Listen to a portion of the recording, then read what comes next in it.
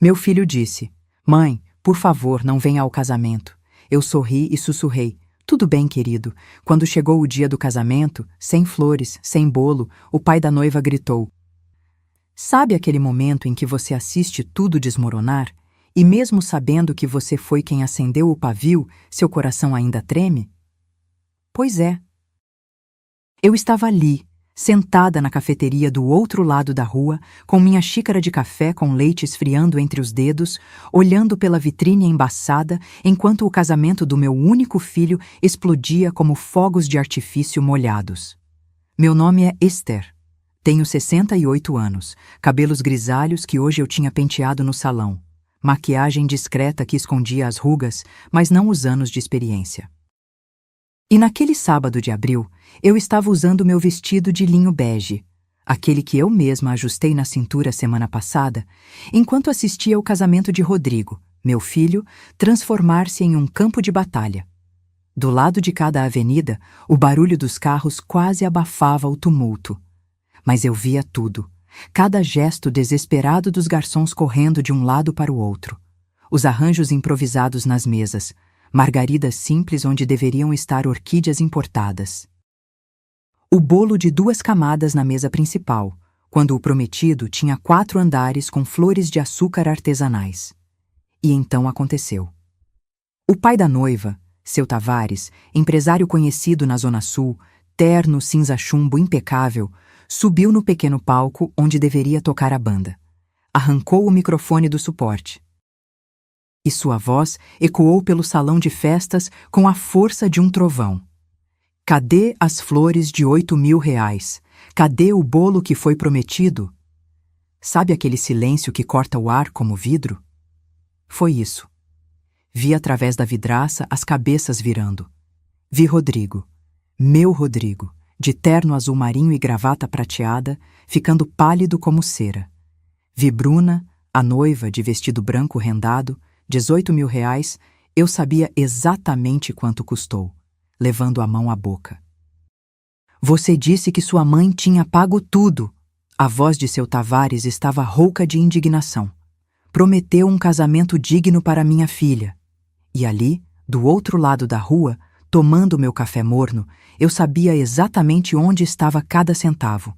Se você quer entender como uma mãe chega ao ponto de assistir o casamento do próprio filho desmoronar do outro lado da rua, se inscreva no canal. Porque essa história vai mostrar até onde uma pessoa pode ser empurrada antes de finalmente empurrar de volta. Deixei uma nota de R$ 10 sobre a mesa e me levantei. Minhas pernas estavam mais firmes do que eu esperava. Atravessei a rua devagar, cada passo calculado, enquanto ouvia o caos aumentando dentro do salão. E uma única pergunta martelava na minha cabeça. Será que ele finalmente vai entender? Mas antes de eu entrar naquele salão e enfrentar tudo, preciso te contar como chegamos até aqui.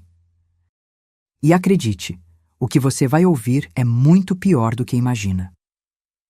3 meses antes daquele sábado de abril, eu era apenas Esther Maria Santos, uma viúva de 68 anos que morava sozinha numa casa térrea no bairro São Cristóvão, com o jardim da frente cheio de begônias que eu mesma regava toda manhã às 6 horas. A casa não era grande. 2 quartos, sala, cozinha e um quintal nos fundos, onde ainda crescia a jabuticabeira que meu falecido marido, Osvaldo, plantou em 1983. Mas era minha. Quitada. Cada tijolo colocado com suor e parcelas que às vezes atrasavam, mas nunca deixavam de ser pagas. Sabe aquele cheiro de casa antiga? Madeira envernizada, sabão de coco, café coado no pano? Era esse o perfume que recebia qualquer um que cruzasse minha porta. E no centro da sala, pendurado na parede de reboco pintada de amarelo claro, estava meu maior tesouro. Um relógio de parede de mogno legítimo, com pêndulo dourado que balançava de um lado para o outro, fazendo tic-tac desde que meu pai o comprou em 1956. Aquele relógio tinha atravessado gerações. Tinha marcado o tempo quando nasci, quando casei, quando Osvaldo faleceu de infarte, deixando-me viúva aos 61. E continuava lá, firme, lembrando-me que o tempo passa, mas algumas coisas permanecem. Minha rotina era simples. Acordava cedo, fazia meu café preto com 2 colheres de açúcar, comia pão com manteiga enquanto ouvia o noticiário no rádio pequeno da cozinha. Terças e quintas, ia ao grupo de bordado na casa da dona Marlene, 3 ruas abaixo. Domingos, missa das 10 na igreja de São José. E toda segunda-feira, sem falta, almoço com Rodrigo. Rodrigo, meu filho único. 32 anos, gerente de loja de materiais de construção na Avenida Paulista. Cabelo castanho, sempre bem cortado, olhos iguais aos do pai, aquele tom de mel que muda conforme a luz.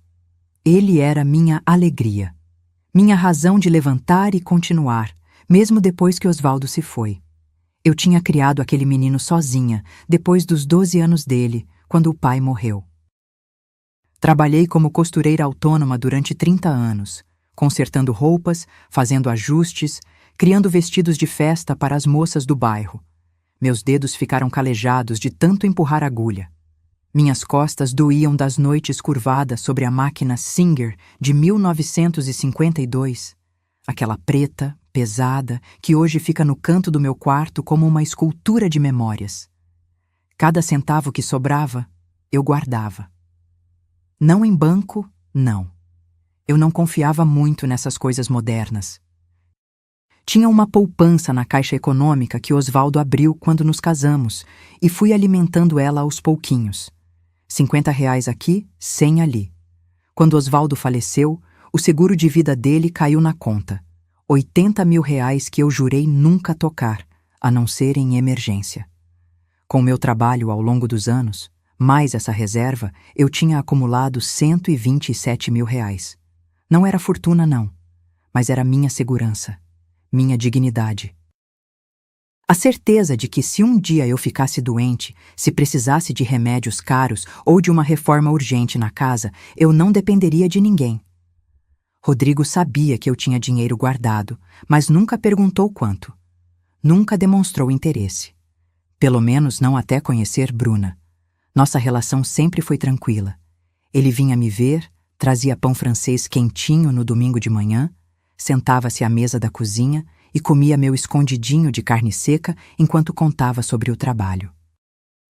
Eu ouvia, ria, fazia café fresco. Éramos um time, mãe e filho contra o mundo, como sempre foi desde que ficamos só nós dois. Eu não vivia na solidão amarga, não. Tinha minhas amigas do bordado, a Conceição, a Irene, a Valdirene. Tinha minha prima Lucia, que ligava todo sábado de Minas Gerais só para fofocar sobre a novela. Tinha minha fé, minha rotina, minha independência. Mas no fundo, bem no fundo, onde ninguém via, existia aquele medo quieto que toda mãe de filho único conhece. O medo de ficar sozinha de verdade. O medo de que um dia ele crescesse tanto que não precisasse mais de mim. O medo de ser esquecida. Eu nunca imaginei que esse medo se tornaria profecia. Naquela época, 3 meses antes do casamento explodir, eu ainda era ingênua. Ainda acreditava que amor de filho era incondicional, que família era sagrada. Que eu tinha construído algo sólido com Rodrigo, algo que nada nem ninguém poderia destruir. Mas sabe quando você acha que conhece a história toda e de repente percebe que estava lendo apenas as primeiras páginas? Foi o que aconteceu quando, numa tarde de janeiro, Rodrigo tocou minha campainha fora do dia combinado. Estava acompanhado, e a moça ao lado dele sorria de um jeito que fez algo se arrepiar na minha nuca. Eu só não sabia que aquele sorriso era o começo da maior traição da minha vida. Era uma terça-feira de janeiro, daquelas em que o calor gruda na pele e até o ventilador parece desistir de funcionar. Eu estava na cozinha temperando frango para o almoço quando ouvi a campainha. 2 vezes, rápidas. Rodrigo tinha chave, nunca tocava campainha.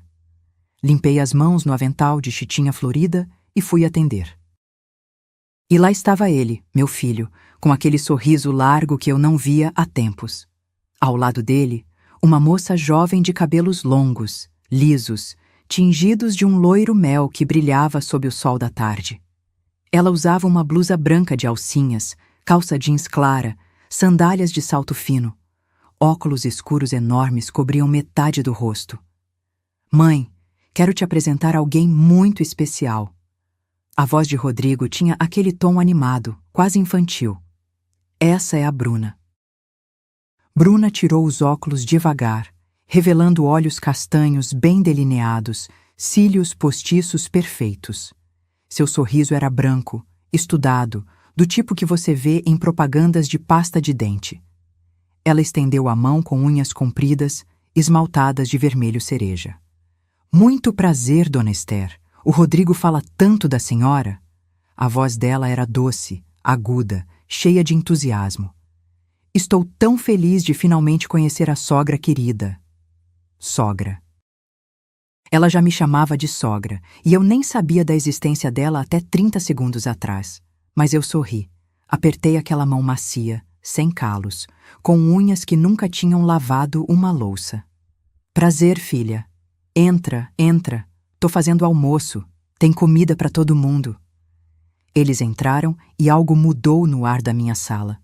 Bruna andava devagar, olhando tudo com uma atenção que me incomodou. Seus olhos percorriam as paredes, os móveis, o sofá de 3 lugares com capa de crochê que a dona Marlene fez.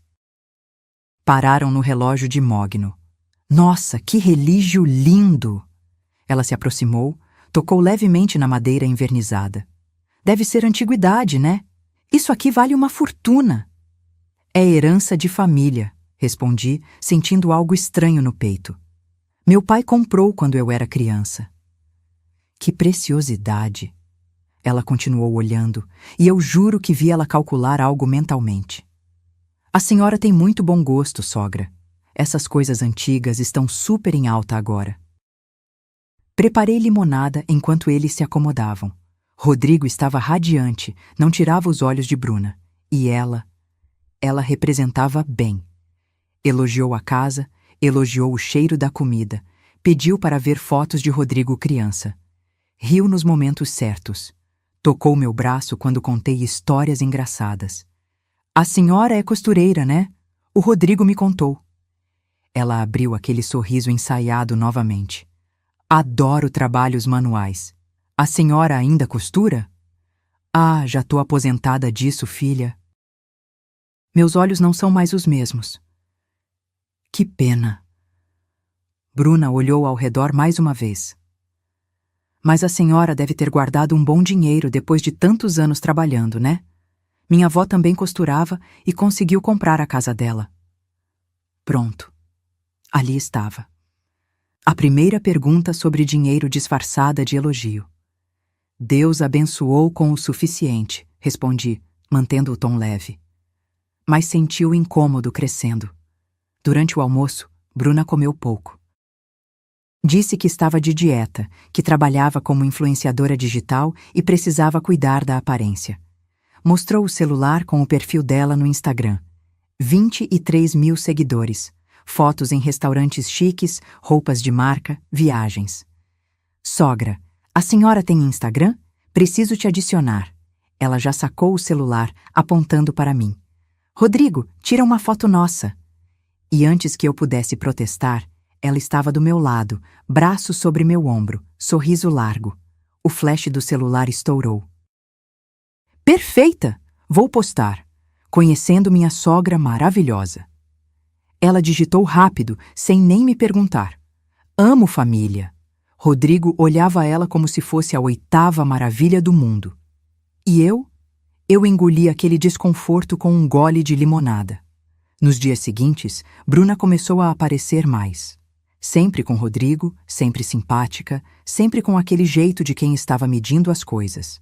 Perguntou sobre o bairro, sobre os vizinhos, sobre quanto tempo eu morava ali. Elogiou minha máquina de costura antiga. Isso deve valer uns 3, 4 mil reais no mercado vintage. E ficou encantada com a jabuticabeira do quintal. Quando a gente casar, sogra, quero que a senhora me ensine a fazer aquela farofa que o Rodrigo ama. Ela disse isso enquanto lavávamos a louça juntas, depois de um domingo de almoço. Quero aprender todas as receitas de família. Casar. Ela já falava em casamento e eles namoravam há apenas 3 meses, descobri depois. Mas o que mais me incomodou foi quando a peguei fotografando a sala enquanto Rodrigo estava no banheiro. Ela não viu que eu tinha voltado da cozinha. Estava de costas, celular levantado, tirando foto do relógio, dos quadros, da estante.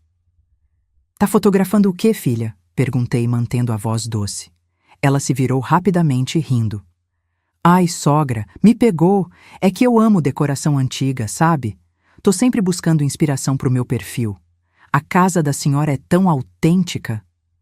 Autêntica. Como se minha vida fosse cenário. Rodrigo voltou e ela grudou nele, beijando seu rosto, fazendo charme. E meu filho?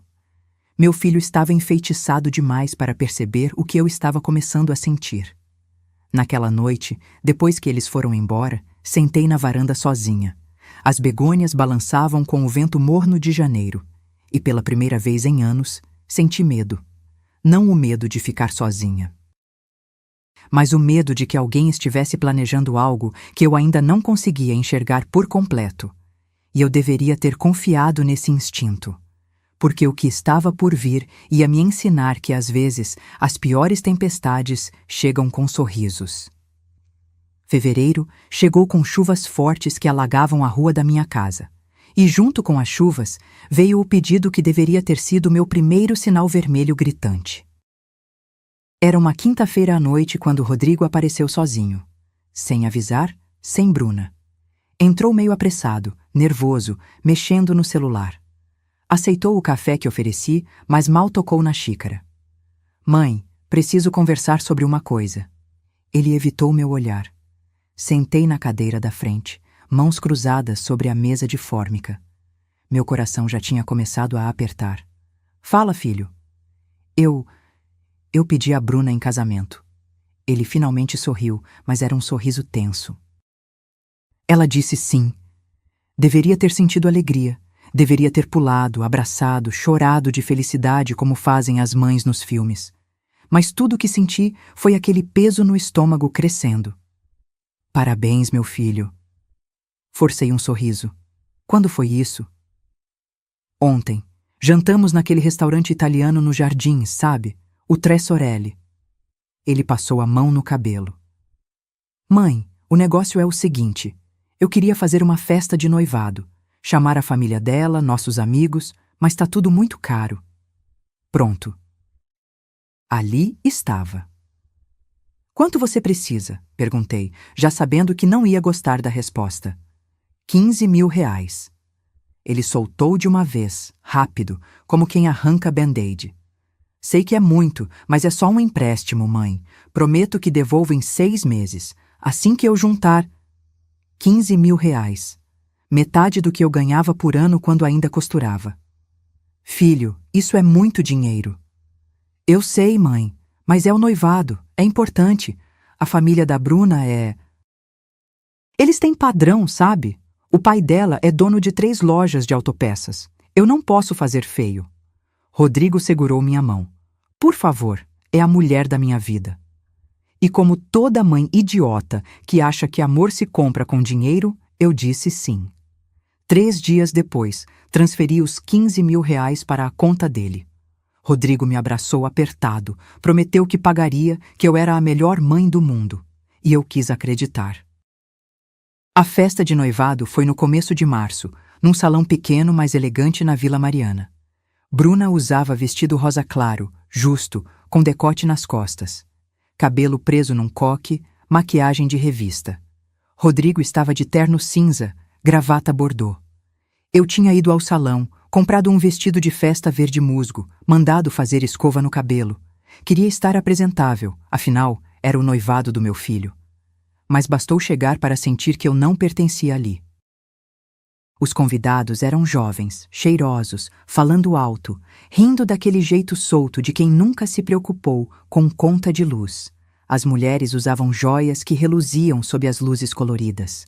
Os homens tinham relógios pesados nos pulsos. E eu era só uma senhora de 68 anos, com vestido de loja popular e sapatos ortopédicos, porque meus pés já não aguentavam salto. Bruna me cumprimentou com um beijinho no ar, longe demais para encostar no rosto. Oi, sogra, que bom que veio. E então ela me levou até um grupo de amigas, todas magras, todas maquiadas, todas rindo alto demais. Meninas, essa é a sogra, a mãe do Rodrigo, Bruna anunciou, e algo no tom dela me gelou. Ela é costureira aposentada, trabalhou a vida toda, tadinha. Fez cada ajuste de roupa para sustentar o Rodrigo sozinha. Tadinha. As moças sorriram aqueles sorrisos educados, de pena, e voltaram a conversar entre si. Eu fiquei ali, parada, sentindo-me pequena, invisível. Procurei Rodrigo com os olhos. Ele estava no bar, rindo com amigos. Não olhou para mim nem uma vez. A noite arrastou. Comi um pedaço de bolo, tomei refrigerante, sentei numa cadeira no canto. Observei Bruna circular pela festa, abraçando, posando para fotos, sempre com aquele sorriso perfeito. Rodrigo a seguia como cachorrinho, e então, quando fui ao banheiro, ouvi. A porta do banheiro feminino não fechava direito. A fechadura estava quebrada. Eu estava na cabine do fundo quando ouvi vozes entrando. Uma delas era Bruna. Sério, Juliana, dá até pena da velhinha. A voz dela ecoava no azulejo. Mas fazer o quê, né? Ela tem uma casa boa, sem dívidas, quitada. Tá no nome dela. E o Rodrigo falou que ela tem uma poupança gorda. Esperta você, hein? A outra moça riu. Casa primeiro, depois a herança vem sozinha. É só ter paciência. Ela já tem 68. Quantos anos faltam? 10? 15 no máximo? Bruna estava retocando a maquiagem. Eu podia ouvir o barulho do estojo abrindo. E o Rodrigo faz tudo o que eu peço. Ele é tão manipulável, sabe? Meu sangue virou gelo. Minhas mãos tremiam segurando a bolsa.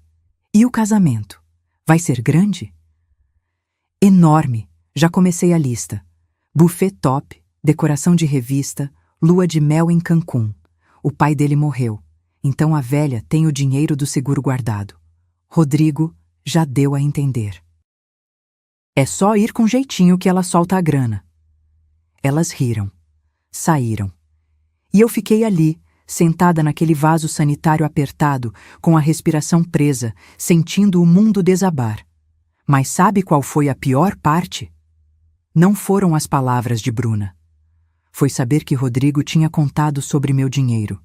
Tinha entregado minha vida para aquela mulher como se fosse moeda de troca. Esperei 5 minutos. Respirei fundo. Molhei o rosto na pia, sequei com papel toalha áspero. Quando olhei no espelho, vi uma mulher velha, cansada, usada. E algo dentro de mim começou a rachar. Saí da festa sem me despedir. Peguei um táxi e voltei para casa. Rodrigo nem percebeu minha ausência.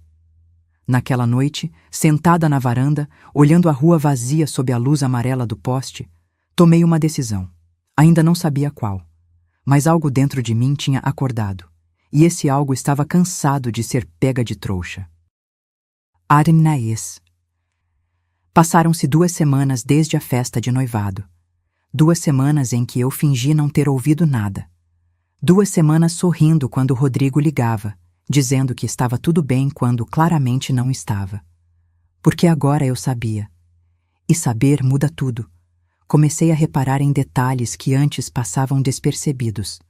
A forma como Bruna olhava para minha casa, não com carinho, mas como quem avalia um imóvel. O jeito que Rodrigo desviava o olhar quando ela perguntava sobre minhas economias. As risadinhas baixas quando achavam que eu não estava ouvindo. Mas eu estava. Sempre estive. Foi numa tarde de quarta-feira que recebi a mensagem no WhatsApp. Rodrigo. Mãe, a gente vai aí às 19 horas. Precisamos conversar sobre o casamento. O casamento. Como se fosse nosso. Como se eu fosse sócia naquilo. Eles chegaram pontualmente às 7. Bruna trazia uma pasta rosa bebê debaixo do braço, daquelas com zíper cheia de papéis. Vestia calça de alfaiataria preta e blusa de seda branca. Sapato escarpin nude, cabelo solto, perfume caro que tomou conta da minha sala pequena. Oi, sogra. Ela me beijou o rosto. Dessa vez encostou, mas foi rápido, mecânico. Trouxe uma surpresinha. Sentamos à mesa da cozinha. Rodrigo estava inquieto, mexendo no celular. Bruna abriu a pasta com aquele sorriso largo que eu tinha aprendido a temer. Então, sogra querida. Ela puxou uma planilha impressa, colorida, com logotipos de empresas. A gente fez um planejamento completo do casamento. Queríamos mostrar para a senhora primeiro, porque, bem, a família é importante nesse momento, né? Família. Que palavra bonita para disfarçar interesse. Ela virou a folha para mim. Meus olhos percorreram a lista. Buffet chez Laurent. 200 convidados. 45 mil reais. Decoração floral. Ateliê pétalas douradas. 22 mil reais. Vestido de noiva. Importado. 18 mil reais. Terno do noivo. Pales 4 padrinhos. 8.500 reais.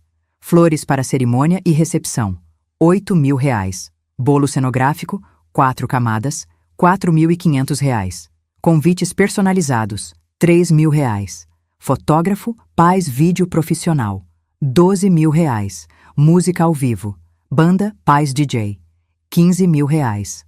Lua de mel, Cancún, 7 dias, 26 mil reais. Meus olhos pararam no total destacado em vermelho no final da página, 142 mil reais. O silêncio na cozinha era tão pesado que eu conseguia ouvir o tic-tac do relógio na sala. Aquele mesmo relógio de mogno que tinha testemunhado toda a minha vida. É bastante dinheiro, consegui dizer, voz controlada. Mas é o casamento do seu filho, sogra. Bruna inclinou o corpo para frente, mãos sobre as minhas. As unhas vermelhas apertaram de leve. Uma vez na vida, a gente merece começar bem, né? Com uma festa linda, memórias inesquecíveis. Rodrigo finalmente falou. Mãe, a gente sabe que a senhora tem umas economias. Sei que o pai deixou o seguro, sei que a senhora trabalhou muito. Ele não conseguia me olhar nos olhos direito. É só um empréstimo. A gente paga de volta aos poucos. Empréstimo. Como se 15 mil reais já não tivessem sido empréstimo. Como se eu não soubesse que aquele dinheiro jamais voltaria. Filho, isso é quase tudo que eu tenho. Bruna soltou minhas mãos rapidamente, como se tivesse tocado em algo quente. Sua expressão mudou. O sorriso sumiu. Os olhos ficaram frios, duros. A senhora tem ou não tem, sogra? Porque preciso fechar esses fornecedores essa semana. Eles já estão segurando as datas. Se a gente não confirmar... Bruna. Rodrigo tocou o braço dela, mas sem firmeza, sem defesa real. Não, Rodrigo. Vamos ser diretos. Ela cruzou os braços.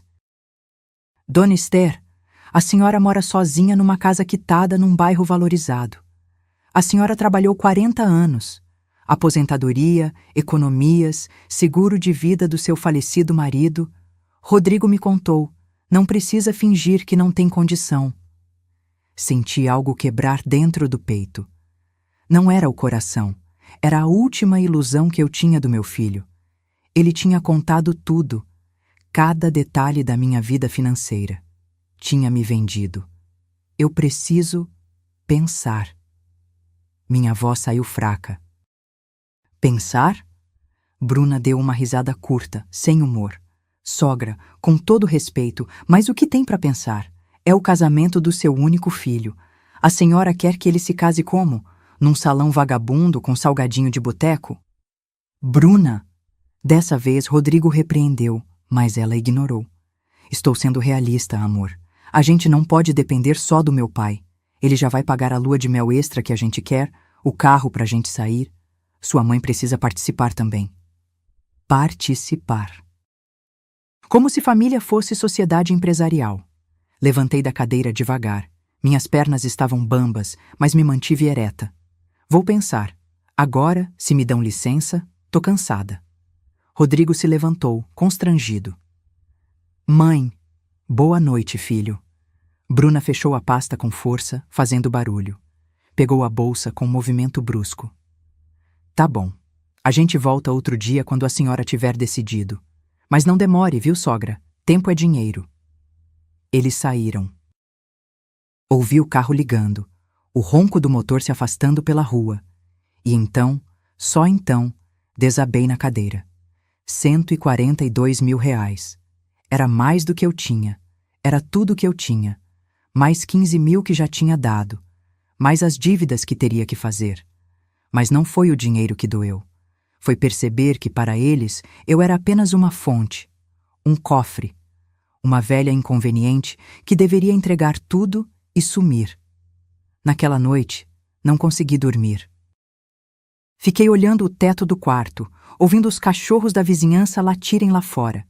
E pela primeira vez em 68 anos, senti algo que nunca tinha sentido antes.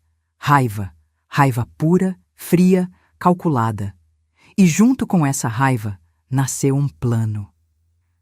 E domingo, o dia que sempre foi sagrado entre mim e Rodrigo. Almoço na minha casa, do jeito que fazíamos desde que ele era criança. Esse ritual tinha sobrevivido a tudo: a morte do pai, as namoradas que iam e vinham, aos anos difíceis. Mas aquele domingo de março seria diferente. Tinha acordado cedo, feito meu arroz soltinho, preparado a picanha que Rodrigo adorava, a farofa com bacon, a vinagrete caprichada. A mesa estava posta com a toalha de renda que uso só em ocasiões especiais, os pratos de porcelana branca que ganhei de casamento. 12:00 em ponto, a campainha tocou. Abri a porta e lá estavam eles. Rodrigo de bermuda jeans e camiseta polo, e Bruna. Bruna estava diferente. Ela entrou sem esperar convite, cara fechada, sandália rasteira batendo forte no chão. Nem me cumprimentou direito, só um oi seco jogado no ar. Foi direto para a sala e se jogou no sofá como se estivesse na casa dela. Mãe, desculpa. Ela tá estressada com os preparativos do casamento. Rodrigo sussurrou, mas não baixo o suficiente. Eu tô te ouvindo, Rodrigo. Bruna gritou da sala. E sim, tô estressada, porque a gente tem um casamento para planejar e sua mãe tá enrolando. Engoli seco. Fui para a cozinha buscar a jarra de suco, mãos tremendo. Quando voltei, Bruna estava de pé, olhando ao redor com uma expressão que eu nunca tinha visto. Nojo. Era nojo mesmo. Gente, que cheiro é esse?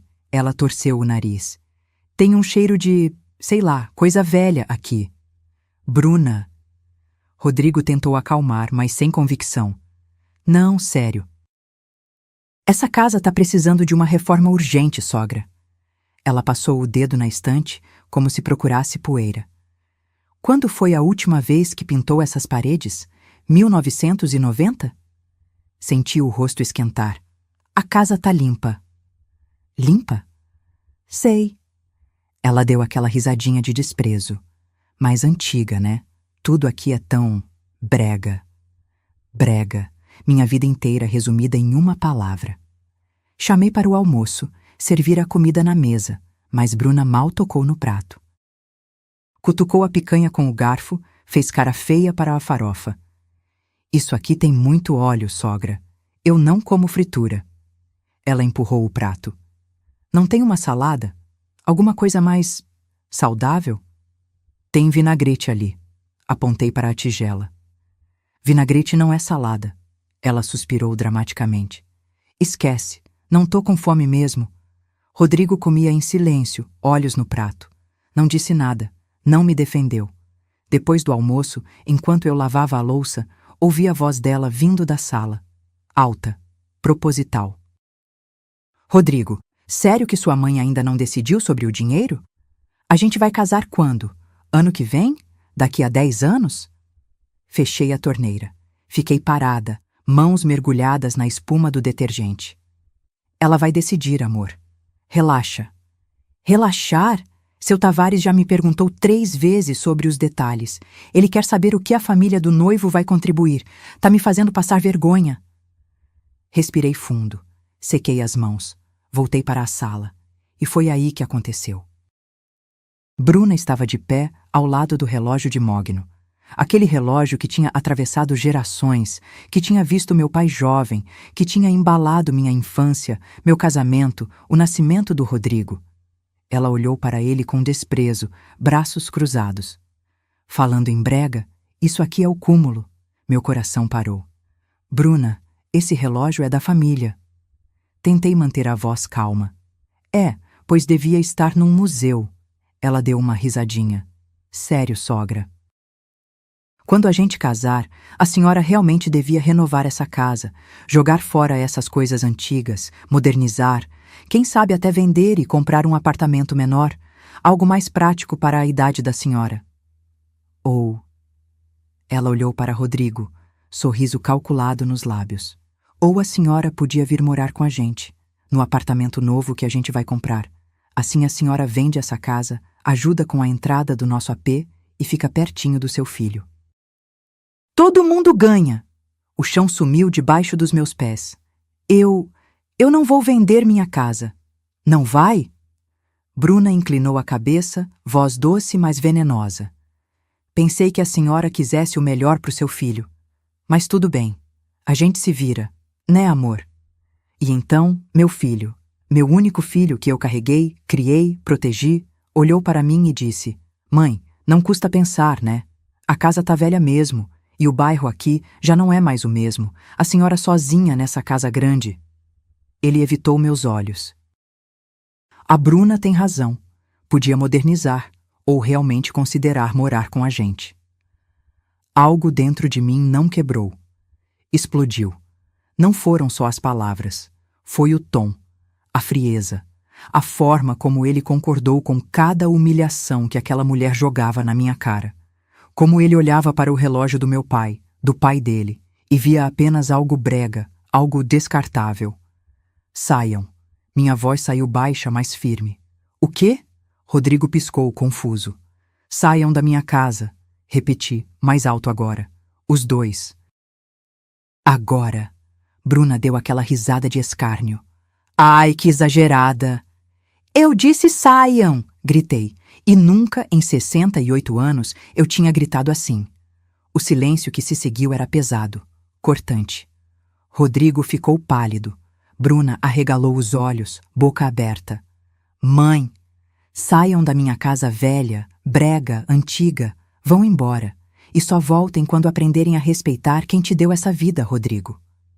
Eles saíram, sem discussão, sem argumento. A porta bateu e ficou só o eco.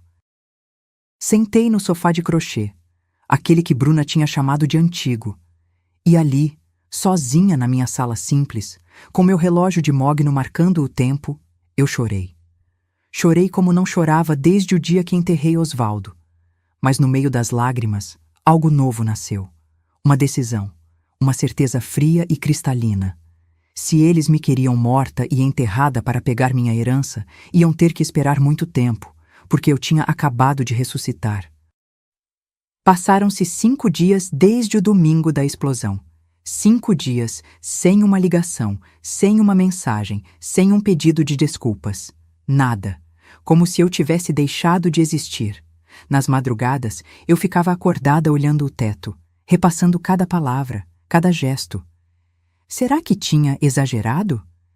Será que uma mãe deveria engolir tudo em silêncio só para manter o filho por perto?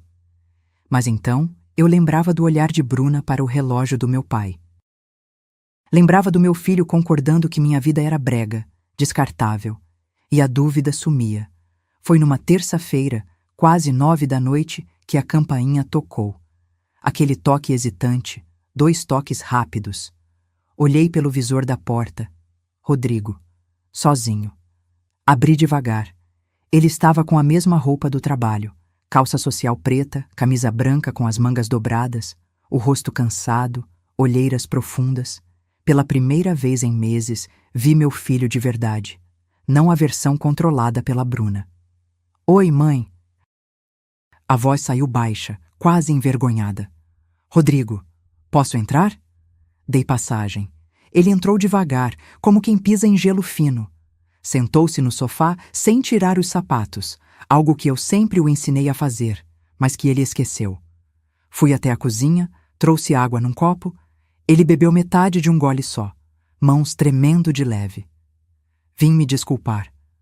Começou, mas sem me olhar nos olhos. A Bruna exagerou outro dia. Eu também. Foi Foi falta de respeito. Silêncio. Esperei. Sabia que tinha mais. Mas, mãe... Ele colocou o copo sobre a mesinha de centro, finalmente me encarando. A gente precisa do dinheiro.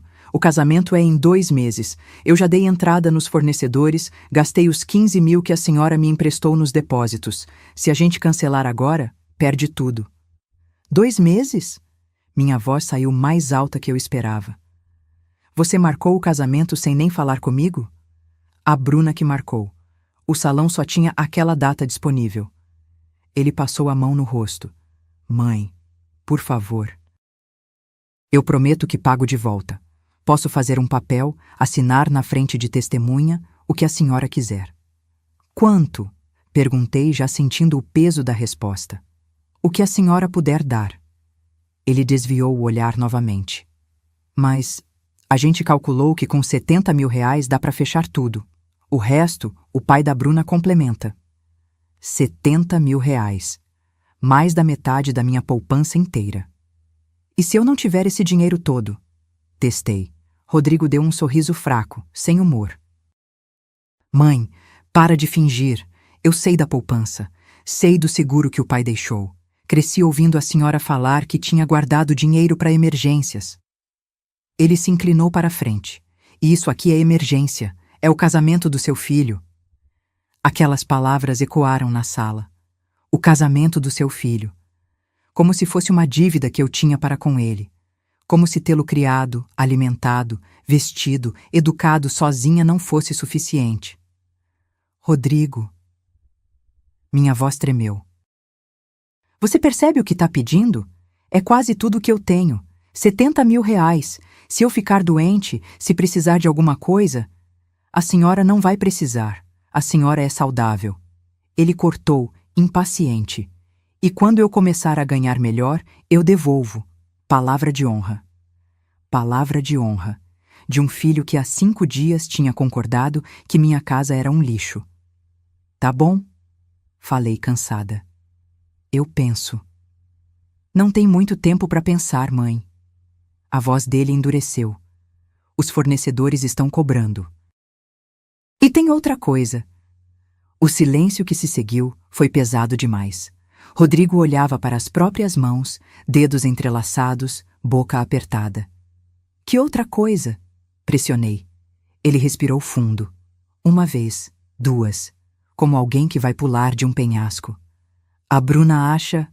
A gente acha que seria melhor se a senhora não fosse ao casamento. O mundo parou. O relógio na parede continuou seu tic-tac. Lá fora, um carro passou buzinando. A geladeira na cozinha ligou com aquele ronco baixo de sempre. Mas para mim tudo tinha congelado. Repetir. Minha voz saiu rouca. Mãe, não leva pro lado pessoal. Ele tentou tocar minha mão, mas eu puxei. É que o casamento vai ser chique, sabe? O pai da Bruna convidou empresários, gente importante, e a Bruna acha que sua presença pode diminuir a festa. Diminuir a festa. Eu sou sua mãe, Rodrigo. Eu sei, e a senhora sempre vai ser. Ele falou rápido, desesperado. Mas é só um dia, mãe. Um dia. E depois a gente vem aqui, traz as fotos. A senhora vê tudo. Mas lá, na hora, com os convidados dela, a senhora ia se sentir deslocada mesmo. Ia sofrer. Ele estava transformando humilhação em favor, fazendo parecer que me excluir era me proteger. E se eu quiser ir mesmo assim? Minha voz estava estranhamente calma agora. Rodrigo se levantou, andou até a janela de costas para mim, ombros tensos. Então a gente teria que pedir para a senhora ficar discreta, não chamar atenção, sentar no fundo. Não aparecer nas fotos principais. Cada palavra era uma facada. Por favor, mãe, faz isso por mim, pela Bruna, pelo nosso futuro. Futuro, que palavra bonita para um abismo. Levantei devagar, minhas pernas estavam firmes, minha coluna ereta. Caminhei até ele, coloquei a mão no seu ombro. Rodrigo se virou, e havia lágrimas nos olhos dele, mas não de culpa, de frustração, por eu estar sendo difícil. Tudo bem, querido, falei, voz doce, suave, como a mãe que ele sempre conheceu. Eu não vou ao casamento. O alívio no rosto dele foi instantâneo. Sério? Mãe, obrigado. Eu sabia que a senhora ia entender. Ele me abraçou rápido, apertado. A senhora é a melhor. A melhor trouxa. E o dinheiro? Ele perguntou, já se afastando. A senhora consegue transferir até sexta? Sorri. Um sorriso pequeno, tranquilo. Vou ver o que dá para fazer. Ele saiu dali radiante, como se tivesse negociado um ótimo acordo. Nem percebeu que eu não tinha prometido nada. Nem notou que meu sorriso não chegava aos olhos. A porta se fechou. Ouvi o carro ligando, afastando-se pela rua. E então, pela primeira vez em 5 dias, eu não chorei.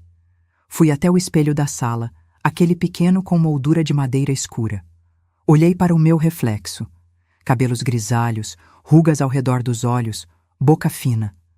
Uma senhora de 68 anos que tinha acabado de ser excluída da vida do próprio filho.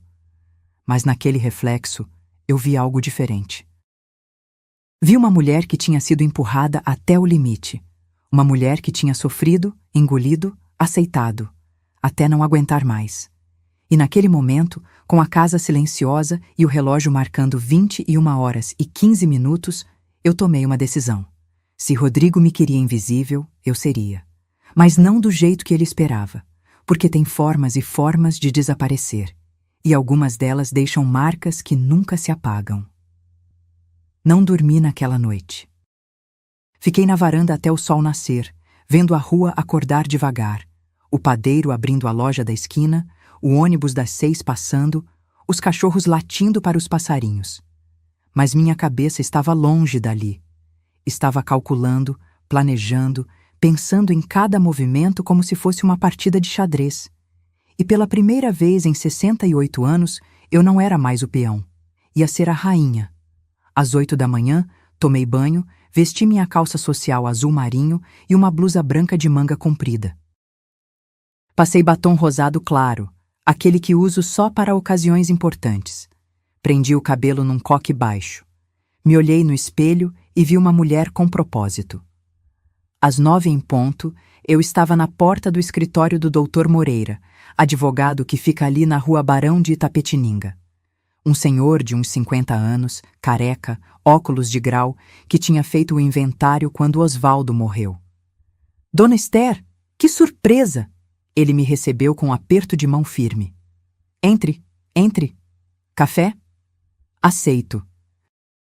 Sentei na cadeira de couro em frente à mesa dele, cheia de papéis e processos empilhados. O café veio numa xícara pequena de porcelana. Forte, amargo, do jeito que eu precisava. Doutor, preciso de uma orientação. Fui direto ao ponto. Se eu fizer contratos em meu nome, digamos, de serviços para um evento, esses contratos são meus, correto? Eu posso cancelar quando quiser? Ele ajeitou os óculos curioso.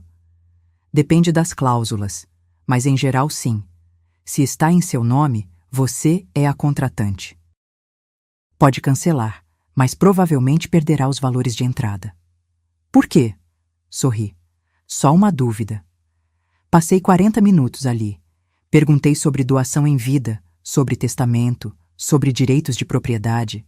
Anotei tudo num caderninho pequeno que levei na bolsa. Dr. Moreira não fez perguntas demais. Bons advogados sabem quando não devem. Quando saí dali, minha mente estava clara como vidro. Peguei o metrô até a estação Trianon-MASP. De lá, fui caminhando até a rua Oscar Freire, onde ficava o tal do Ateliê Pétalas Douradas. Uma loja chique, com vitrine de vidro fosco e rosas brancas na entrada. Entrei. Uma moça loira de salto alto me recebeu com um sorriso profissional. Bom dia, posso ajudar? Bom dia, querida. Meu filho vai casar e gostaria de contratar flores. Tirei da bolsa a planilha que Bruna tinha deixado na minha casa. Sim, eu tinha guardado. Vocês são o Ateliê Pétalas Douradas? Somos. E quem é o noivo? Rodrigo Santos. A noiva é Bruna Tavares. Os olhos dela se iluminaram. Ah, sim, a Bruna já veio aqui. Lindos os arranjos que ela escolheu, orquídeas importadas, lírios brancos. Ela foi até o computador. Mas o contrato ainda não foi fechado. Estávamos aguardando confirmação. Pois é, vim fechar. Abri minha carteira. Mas quero o contrato em meu nome, Dona Esther Maria Santos. Eu que vou pagar. Ela piscou, confusa. A senhora é a mãe do noivo? Sou. Ah, mas a Bruna disse que seria o pai dela quem? Mudança de planos. Cortei, firme, mas educada. Sou eu quem paga. Quanto é o sinal? R$ 4.000, 50% do total. Assinei o contrato. Paguei com transferência na hora. Saí de lá com a via amarela do documento na bolsa, meu nome carimbado em cada página. Fiz o mesmo no buffet, no lugar do bolo, na floricultura para a cerimônia. Em cada fornecedor da planilha que Bruna tinha feito, eu chegava educada, sorridente, dizendo que era a mãe do noivo e que queria pagar. As atendentes ficavam surpresas, mas ninguém recusava dinheiro. Ao final do dia, tinha pago R$ 35.500 em sinais. Metade do que Rodrigo tinha pedido. Mas cada contrato, cada maldito papel, estava em meu nome. Dona Esther Maria Santos. CPF registrado, assinatura reconhecida. Na volta para casa, parei na padaria e comprei um pedaço de torta de limão. Sentei num banquinho do lado de fora, comi devagar, saboreando cada garfada. As crianças brincavam na pracinha em frente. O sol começava a se pôr, tingindo o céu de laranja e rosa, e eu me senti viva. Pela primeira vez em meses, senti que tinha controle sobre alguma coisa. Quando cheguei em casa, tinha mensagem de Rodrigo no WhatsApp. Mãe, conseguiu resolver o dinheiro? Preciso transferir para os fornecedores até sexta. Respondi. Já resolvi tudo, filho. Pode ficar tranquilo. Ele mandou 3 emojis de coração. Nenhuma palavra de agradecimento real. Nenhuma pergunta sobre como eu estava. Só alívio por ter conseguido o que queria. Sentei no sofá com uma xícara de chá de camomila. Abri minha bolsa e espalhei todos os contratos sobre a mesinha de centro. Reli cada um, conferindo datas, valores, cláusulas de cancelamento. Se eu cancelasse com menos de 30 dias de antecedência, perderia os sinais. Mas recuperaria o restante. E mais importante, sem meu aval, sem minha assinatura, nada seria entregue. A matemática era simples. Tinha pago R$ 35.500 em sinais. Se cancelasse tudo, perderia esse valor, mas salvaria outros R$ 35.500 que ainda não tinha pago. E sem flores, sem bolo especial, sem decoração prometida, o casamento viraria um vexame. Um vexame que eu assistiria de longe com meu café com leite na mão. Minha prima Conceição ligou naquela noite. Ela trabalha num buffet há 20 anos, conhece todo mundo da área. Esther, me conta a verdade. O que você está aprontando? Ela conhecia meu tom de voz. Conhecia quando eu estava planejando algo. Contei tudo. Cada detalhe, cada humilhação, cada palavra cruel. Do outro lado da linha, ouvi o suspiro dela. Menina, você tem certeza? É seu filho. É. E por isso mesmo ele precisa aprender. Minha voz não tremeu. Conceição, se eu deixar passar, ele vai casar achando que pode me usar pelo resto da vida. Que eu sou um cofre com pernas. Isso não é amor. É exploração. Silêncio. Você tem razão. Ela finalmente disse. E se precisar de alguma coisa, pode contar comigo. Desliguei o telefone e olhei para o relógio de mogno. Eram 23h12. Em exatamente 45 dias, seria o casamento. 45 dias para Rodrigo e Bruna acreditarem que tinham vencido. 45 dias para eles descobrirem que subestimaram a mulher errada. E eu, finalmente, ia dormir em paz. 45 dias podem parecer longos. Mas quando você está interpretando o papel da sua vida, cada dia é um ensaio para o grande espetáculo final. Na quinta-feira seguinte, transferi R$ 71.000 para a conta de Rodrigo, exatamente como ele tinha pedido. Vi o dinheiro sair da minha poupança, aqueles números diminuindo na tela do celular. Cada real representava horas na máquina de costura, madrugadas acordada, economias de anos. Mas eu sorri, porque agora eu sabia algo que eles não sabiam. Dinheiro volta. Dignidade, quando você perde, nem sempre. Rodrigo ligou 10 minutos depois da transferência, eufórico. Mãe, acabei de ver aqui, 71 mil! Ele estava ofegante, como criança que ganhou bicicleta nova. Mãe, muito obrigado. Sério, a senhora não vai se arrepender, eu prometo que devolvo. Sei que devolve, filho. Minha voz estava serena, maternal. A velha Esther, confiável e boba.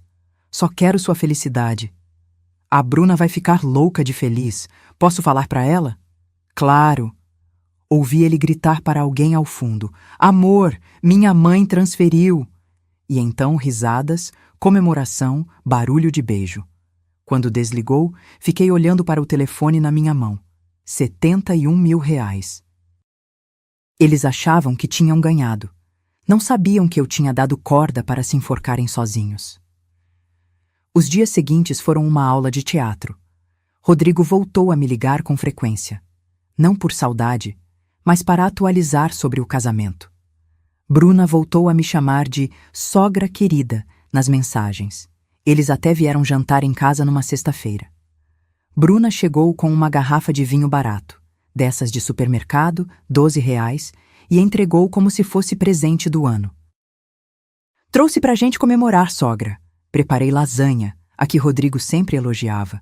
Arrumei a mesa, acendi até uma vela. Bruna comeu pouco, mas pelo menos não reclamou dessa vez. Rodrigo devorou 2 pedaços, satisfeito. Mãe, a senhora é incrível. Ele limpou a boca no guardanapo.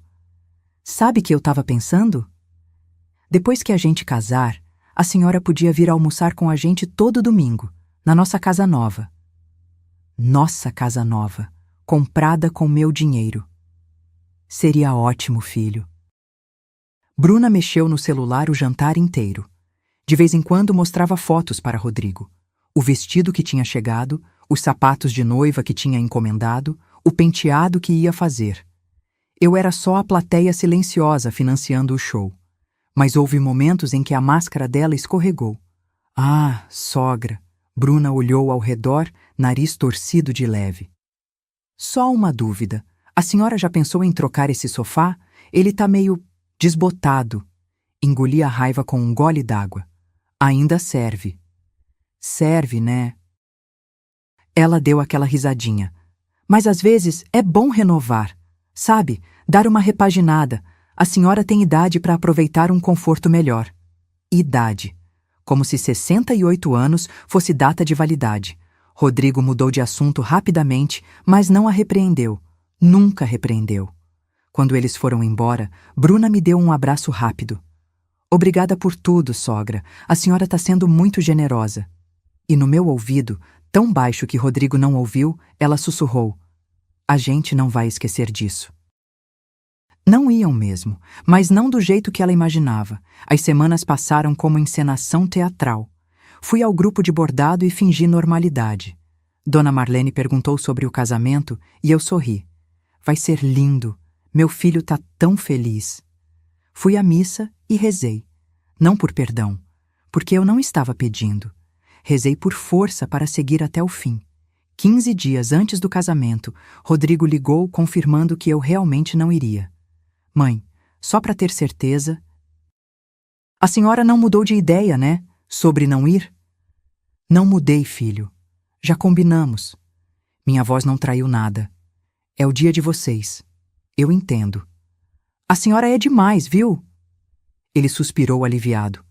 Bruna estava preocupada que a senhora fosse aparecer de surpresa e causar constrangimento. Constrangimento. Minha presença era constrangimento. Não se preocupe, não vou causar problema nenhum. E não ia mesmo, porque o problema chegaria sozinho. 7 dias antes do casamento, fui ao salão de beleza. Marquei hora para cortar o cabelo, fazer escova, pintar as unhas. A moça que me atendeu, Júlia, novinha, cheia de piercing, ficou surpresa. Dona Esther, a senhora está diferente hoje. Animada. Tenho motivos para estar. Sorri no espelho enquanto ela penteava meus cabelos. E não era mentira. Comprei um vestido novo, nada extravagante. Um modelo em linho cor de pérola, discreto, elegante. Combinei com sapatos baixos confortáveis, uma bolsa de couro pequena.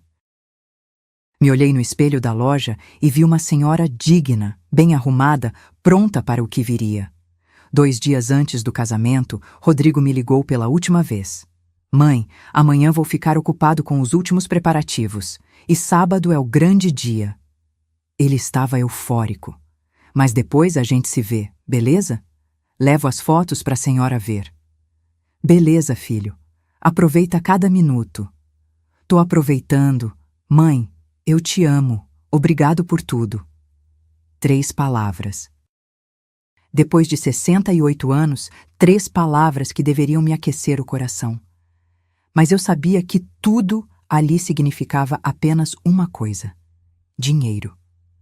Eu também te amo, Rodrigo. E eu amava. Amava o suficiente para fazer o que estava prestes a fazer. Na véspera do casamento, sexta-feira, liguei para cada fornecedor, um por um. Minha voz firme, educada, profissional. Bom dia, aqui é Esther Maria Santos. Tenho um contrato com vocês para o casamento do dia 27. Quero cancelar.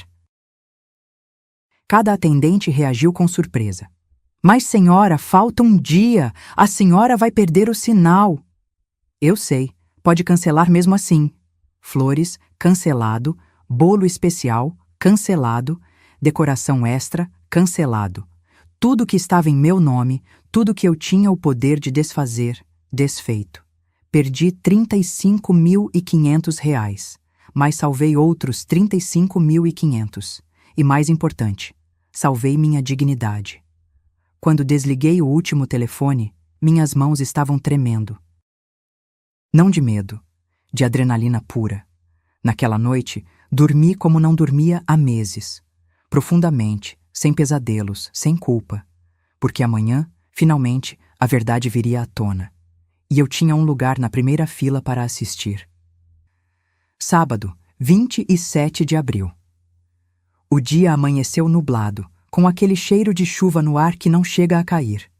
Acordei às 6 da manhã, mesmo sem despertador. O corpo sabia que era um dia diferente.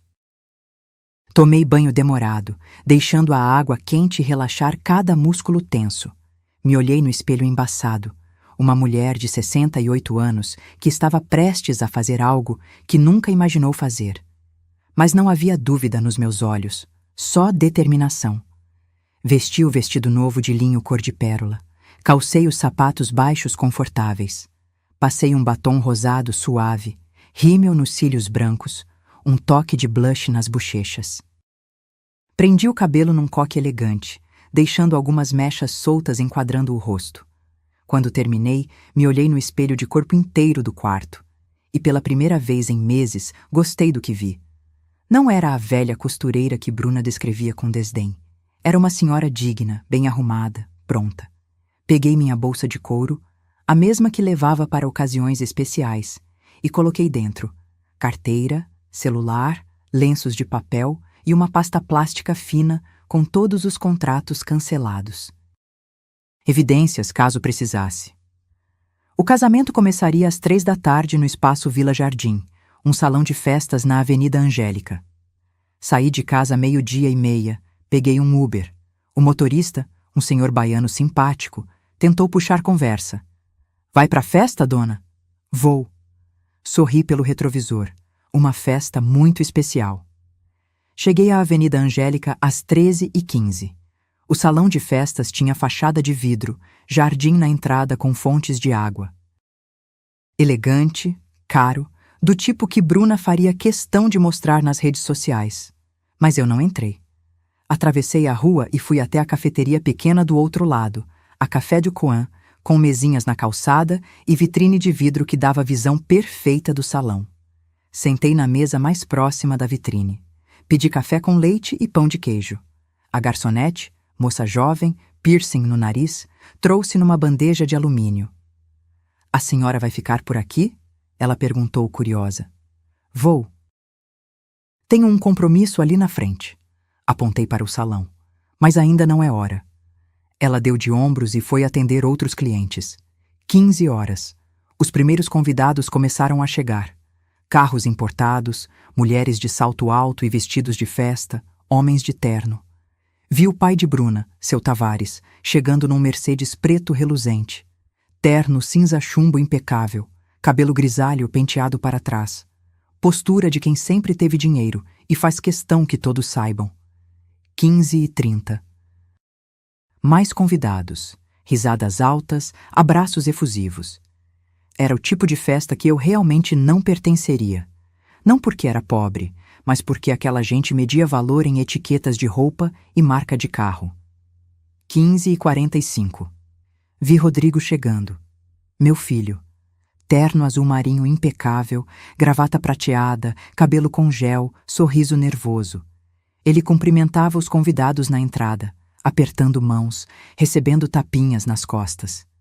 Por um segundo, só um, meu coração apertou. Era meu menino ali. O mesmo que eu embalei quando tinha cólica de bebê. O mesmo que levei para o primeiro dia de aula segurando minha mão com força. O mesmo que chorou no meu colo quando o pai morreu. Mas então lembrei da frase: seria melhor se a senhora não fosse ao casamento. E o aperto passou. 16 horas. A cerimônia começou. Mesmo dali, através da vitrine, eu via o movimento lá dentro. Vi Rodrigo subindo ao altar improvisado. Vi os padrinhos e madrinhas se posicionando. E então vi Bruna. Ela desceu de uma escadaria interna decorada. O vestido branco rendado que custou 18 mil reais, brilhando sob as luzes. Véu longo, buquê de rosas brancas na mão. Linda, tinha que admitir. Cruel, manipuladora, interesseira, mas linda. A cerimônia foi rápida. O juiz de paz falou, eles trocaram alianças, se beijaram. Aplausos ecoaram mesmo com as portas fechadas. E então começou a recepção. Tomei outro gole do meu café, já morno. Comi o último pedaço do pão de queijo. E esperei. 16h20. Vi os primeiros sinais de problema. Garçons correndo de um lado para o outro, expressões confusas. A decoradora, uma mulher alta de vestido preto, gesticulando nervosamente, falando ao celular. Um funcionário do salão conversando com Rodrigo, que estava pálido. 16h30. A confusão aumentou. Vi quando levaram os arranjos para as mesas. Margarida simples, dessas de floricultura de bairro. Nada das orquídeas importadas, nada dos lírios brancos. As mesas estavam com flores que você compra por 30 reais o buquê. Vi quando trouxeram o bolo. 2 camadas simples, cobertura branca básica. Nada do bolo cenográfico de 4 andares com flores de açúcar que Bruna tinha escolhido. Vi Bruna, ainda de vestido de noiva, quase correndo até a cozinha. Vi ela voltar com o rosto vermelho, gesticulando, claramente gritando com alguém. E então vi seu Tavares. Ele estava conversando com um grupo de convidados quando notou as flores. Franziu a testa, olhou ao redor, foi até a mesa do bolo. Sua expressão mudou completamente. Confusão, depois indignação, depois raiva pura. Ele marchou até onde Rodrigo estava, agarrou seu braço, puxou ele para um canto.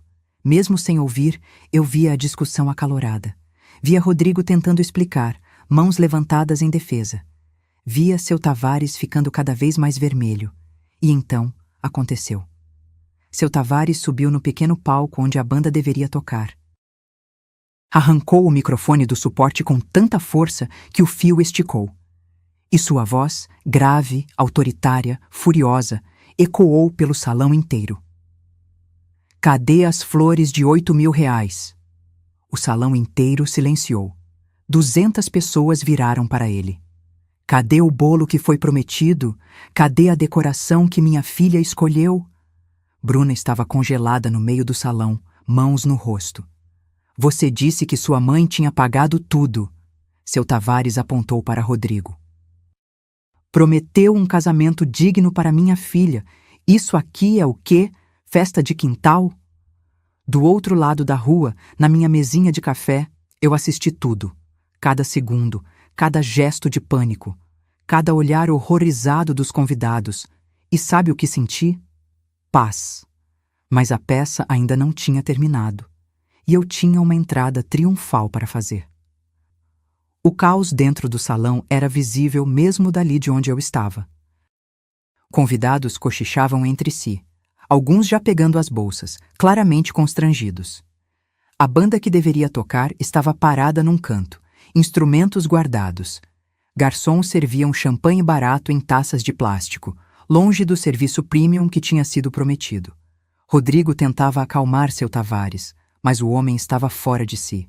Vi quando ele empurrou meu filho no peito, fazendo ele cambalear para trás. Vi Bruna chorando, rímel escorrendo pelo rosto perfeitamente maquiado. Foi então que meu celular tocou. Rodrigo. Atendi no segundo toque. Mãe! A voz dele estava desesperada, quebrada.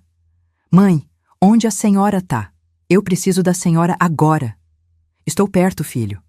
Minha voz estava calma, assustadoramente calma. O casamento tá um desastre. Não chegaram as flores, o bolo tá errado, metade do buffet não veio. O pai da Bruna tá achando que eu menti, que eu roubei o dinheiro. Mãe, a senhora pagou os fornecedores? Tinha que pagar. Paguei os sinais, Rodrigo. Exatamente como você pediu. Então por que eles não entregaram? Ele estava quase gritando, mas tentando abafar a voz. Cadê o resto? Cadê?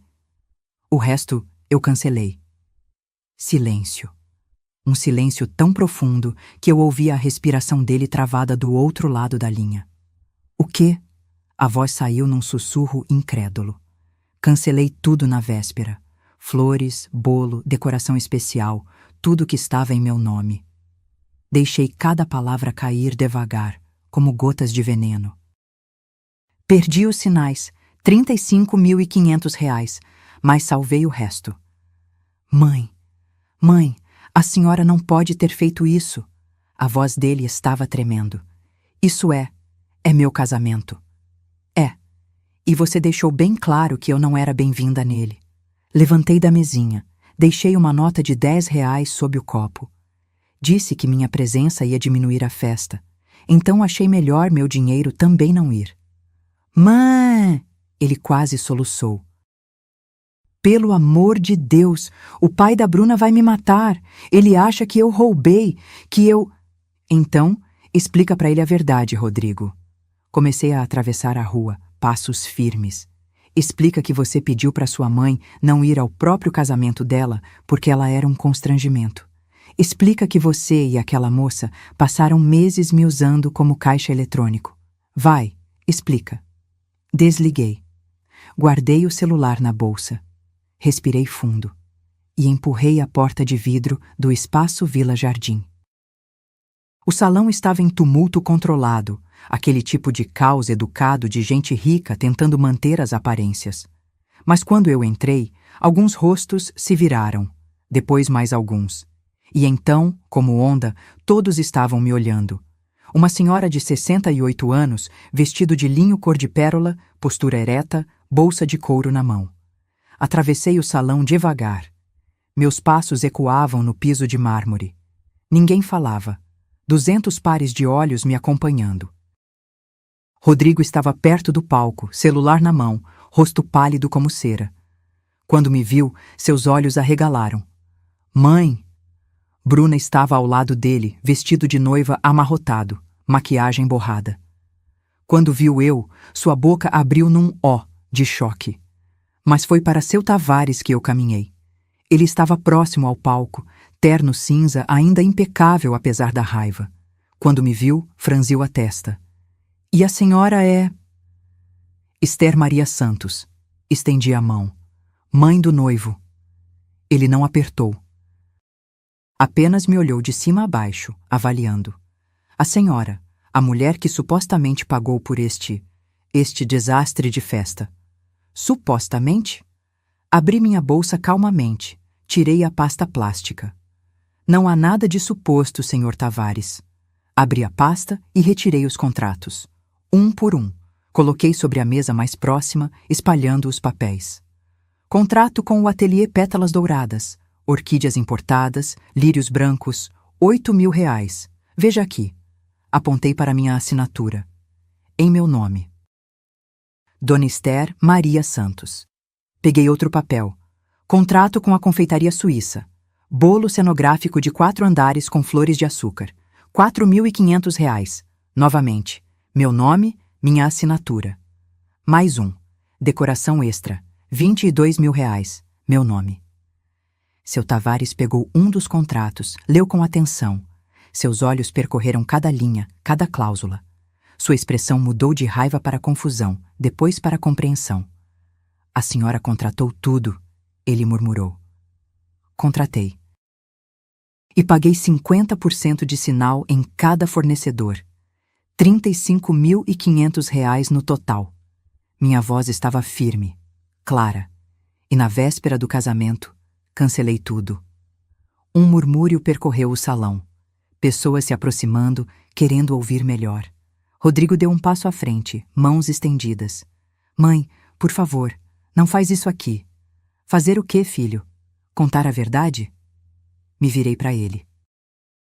Não foi você que disse que eu não devia vir ao seu casamento? Que minha presença ia diminuir a festa? O silêncio que se seguiu foi sepulcral. Bruna deixou escapar um gemido baixo. Seu Tavares virou para Rodrigo, olhos estreitos. Você disse isso para sua própria mãe? Rodrigo abriu a boca, fechou, abriu novamente. Nenhuma palavra saiu. Disse. Respondi por ele. E não foi só isso. Sua filha, Sr. Tavares. Me virei para Bruna, que recuou um passo. Sua filha me chamou de velha inconveniente. Disse que minha casa era brega, que meu relógio de família deveria estar num museu. Sugeriu que eu vendesse minha casa para dar entrada num apartamento para eles. Isso não é verdade. Bruna tentou se defender, mas a voz saiu aguda, desesperada. Ela tá inventando. Ela tá com ciúmes porque o Rodrigo casou. Ciúmes? Ri. Uma risada curta, sem humor. Querida, ciúmes eu teria se você amasse meu filho. Mas a única coisa que você ama é o dinheiro dele. Ou melhor, o meu dinheiro. Me virei para os convidados, que estavam em semicírculo ao nosso redor. Paguei R$ 15.000 pela festa de noivado. Transferi R$ 71.000 para a conta do meu filho para este casamento. Paguei mais R$ 35.500 em sinais de fornecedores. Fiz a conta mentalmente. R$ 121.500 no total. E sabe quanto desse dinheiro eu vou ver de volta? 0. Seu Tavares estava processando cada palavra. Sua mandíbula estava tensa, olhos fixos em Bruna. Bruna, é verdade? Pai, É verdade! Ele gritou. Bruna começou a chorar de verdade agora. Soluços altos, dramáticos, mas ninguém se mexeu para consolá-la. E o pior, minha voz cortou o choro dela. O pior não foi o dinheiro. Foi perceber que meu próprio filho me via apenas como isso, como fonte de dinheiro, como algo descartável. Olhei para Rodrigo, e naquele olhar coloquei 68 anos de desilusão. Seu Tavares ficou em silêncio por longos 10 segundos. 10 segundos onde você podia ouvir o ar-condicionado do salão, o tic-tac do relógio de parede, a respiração presa de 200 pessoas. Então, ele se virou para Bruna. E o olhar que deu na própria filha era de alguém que acabava de acordar de um sonho ruim. Você. A voz dele saiu baixa, perigosamente controlada. Você fez essa senhora passar por isso tudo? Pai, deixa eu explicar. Explicar o quê? O grito ecoou pelo salão inteiro. Várias pessoas deram um pulo. Que você manipulou esse rapaz, que você humilhou a mãe dele, que você transformou um casamento em golpe? Bruna soluçava, mas seu Tavares não demonstrava pena nenhuma. Ele pegou o celular do bolso, digitou algo rapidamente. A lua de mel. Aquela viagem de 7 dias para Cancún que eu ia pagar. R$ 26.000 no resort all-inclusive. Ele mostrou a tela para ela. Acabei de cancelar. Pai, não! Bruna gritou, dando um passo à frente. Aprende. Ele guardou o celular. Aprende que na vida as ações têm consequências. Você queria um casamento de conto de fadas às custas de humilhar uma senhora de 68 anos? Pois tome, este é seu conto de fadas. Ele gesticulou ao redor, para as margaridas baratas, para o bolo simples, para os convidados constrangidos começando a se retirar discretamente. Bruna desabou numa cadeira, chorando copiosamente. Mas desta vez, o choro não comovia ninguém. Algumas madrinhas se aproximaram, mas mais por obrigação social do que por real empatia. Seu Tavares se virou para mim, e para minha surpresa, estendeu a mão. Dona Esther, me desculpe. Ele apertou minha mão com firmeza. Se eu soubesse do que minha filha era capaz, nunca teria permitido. O senhor não sabia. Máscaras enganam até os mais atentos. Segurei sua mão por um momento. Mas agora sabe. Ele assentiu pesado, olhou para Rodrigo com desprezo. E você? Que tipo de homem deixa a própria mãe ser tratada assim? Rodrigo estava pálido, suando. Eu não quis. Você só pensou em você mesmo. Completei a frase por ele. Pensou no que queriam de você, no que ela queria de você, mas nunca pensou em quem sempre esteve ao seu lado. Me aproximei dele. Rodrigo evitou meu olhar, como criança pega em flagrante. Olha para mim, Rodrigo. Ele ergueu os olhos lentamente. E o que vi ali me partiu o coração, não de pena, mas de desilusão. Ele sabia. Sabia exatamente o que tinha feito. 71 mil reais. Minha voz estava serena, mas firme. Era tudo que eu tinha guardado de segurança. Remédio se eu ficasse doente. Reforma se a casa precisasse. Dignidade se o mundo desabasse. E você jogou fora como se fosse papel usado. Mãe, eu vou devolver. Eu juro. Vou trabalhar dobrado, vou... Não quero seu dinheiro, Rodrigo. Cortei. Não quero mais nada de você. O impacto daquelas palavras foi visível. Ele cambaleou como se tivesse levado um soco. Mãe, por favor, não fala assim. Você me pediu para não ir ao seu casamento. Cada palavra saía pesada, definitiva. Pois bem, agora eu te peço, não vá à minha vida. Não até você entender o que perdeu. Não até você se tornar o homem que seu pai queria que você fosse. Virei-me para sair. Mas Bruna, numa última tentativa desesperada de controlar a narrativa, gritou: Vocês estão vendo? Ela é louca, uma velha amargurada que tem ciúmes do próprio filho. Parei. Me virei lentamente. Amargurada? Repeti, quase sorrindo. Querida, amargura é o que você vai sentir quando perceber que perdeu a única pessoa que realmente se importava com seu noivo. Ciúmes é o que você vai ter quando descobrir que sem meu dinheiro, esse casamento não tem alicerce. Olhei ao redor, para os convidados. Muitas mulheres me olhavam com respeito, algumas com lágrimas nos olhos. Uma senhora mais velha, de vestido verde esmeralda, começou a aplaudir. Devagar. Então outra se juntou, e mais outra. Até que metade do salão estava aplaudindo. Não era triunfo que eu via naqueles rostos, era reconhecimento. Quantas dali tinham passado por algo parecido? Quantas tinham engolido humilhações de noras, genros, até dos próprios filhos? Me virei para a porta, mas antes de sair, tinha uma última coisa a dizer. Rodrigo. Olhei para meu filho pela última vez naquela tarde. Seu pai sempre dizia que homem de verdade não é medido pelo que possui, mas por como trata quem não pode lhe dar nada em troca. Fiz uma pausa. Ele ficaria envergonhado de você hoje. E então saí. Atravessei o salão de cabeça erguida, passos firmes no mármore frio. Empurrei a porta de vidro e saí para o ar livre da tarde. O céu tinha aberto.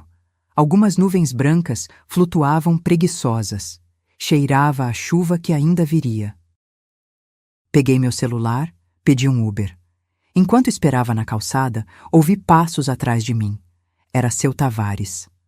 Dona Esther. Ele tinha saído atrás de mim. A senhora vai ficar bem? Sorri. Um sorriso verdadeiro, pela primeira vez em meses. Vou, senhor Tavares. Pela primeira vez em muito tempo, vou ficar bem. Ele acenou com a cabeça, respeitoso. Se precisar de alguma coisa, testemunha, advogado, qualquer coisa, me procure. Tenho contatos. Agradeço, mas não vai ser necessário. Olhei para o céu. A justiça que eu precisava já foi feita. O Uber chegou, um Civic prata. Entrei no banco de trás, fechei a porta, e enquanto o carro se afastava, olhei pelo retrovisor. Vi o espaço Vila Jardim ficando cada vez menor. Vi convidados saindo em grupos, alguns rindo nervosos, outros sérios. Vi seu Tavares voltando para dentro. E pela primeira vez, desde que Rodrigo tinha apresentado Bruna, senti algo que tinha esquecido como sentir. Liberdade. Uns quases, mês de outubro, chegou trazendo aquele calor seco que faz as begônias do jardim pedirem água 2 vezes ao dia. Mas agora meu jardim tinha muito mais do que begônias. Tinha jasmim-manga que perfumava as tardes, hortênsias roxas nos canteiros novos e um pequeno banco de madeira pintado de branco onde eu sentava para tomar café da manhã quando o sol ainda estava suave. 6 meses. Meio ano desde aquele sábado de abril que mudou tudo. A casa não era mais a mesma. Com os R$ 91.500 que me restaram, depois de perder os sinais e salvar o resto, eu tinha feito algo que nunca pensei que faria. Investi em mim. A primeira coisa foi a pintura. Contratei um pintor profissional. Escolhi as cores eu mesma. A sala ficou num tom de areia suave, acolhedor. O quarto num azul bebê clarinho que me acalmava. A cozinha ganhou tinta branca nova, com detalhes em azulejo português que eu sempre admirei, mas nunca tive coragem de colocar. Troquei o sofá. Não porque Bruna tinha chamado de desbotado, mas porque eu quis. Comprei um de 3 lugares em tecido cinza chumbo, confortável, moderno, sem ser extravagante. A capa de crochê da Dona Marlene agora decorava meu quarto. O relógio de mogno continuava na parede, firme, imponente, marcando o tempo como sempre fez. Mas agora, ao redor dele, eu coloquei fotos novas. Minhas amigas do bordado, minha prima Lucia, eu mesma no dia da reforma, sorrindo de verdade. Mas o que mais me orgulhava era o ateliê. Transformei o quarto de hóspedes, aquele que ficava vazio desde que Rodrigo saiu de casa aos 23, num pequeno espaço de trabalho. Comprei 3 máquinas de costura novas, dessas modernas com ponto eletrônico. Instalei prateleiras para tecidos, organizadores para linhas coloridas, um manequim profissional no canto, e coloquei um anúncio no grupo da igreja. Aulas de costura para iniciantes, ensino bordado, ajustes, criação de peças simples. 3 moças apareceram na primeira semana. Depois vieram mais 2. Agora, toda terça e quinta, minha casa enchia de conversas, risos, barulho de máquina costurando. Jovens de 20, 25 anos querendo aprender o que eu levei décadas dominando. E sabe o que descobri? Ensinar me fazia bem. Me fazia sentir útil de verdade. Não como cofre, mas como mestra. Como alguém que tinha conhecimento valioso para passar. O dinheiro das aulas não era muito, R$ 500 por aluna por mês. Mas somado à minha aposentadoria, dava para viver com dignidade. E mais importante, dava para viver feliz. Quanto a Rodrigo, ele tentou ligar no dia seguinte ao casamento. Não atendi. Tentou de novo no outro dia. Nada. Mandou mensagens. Mãe, precisamos conversar. Mãe, por favor.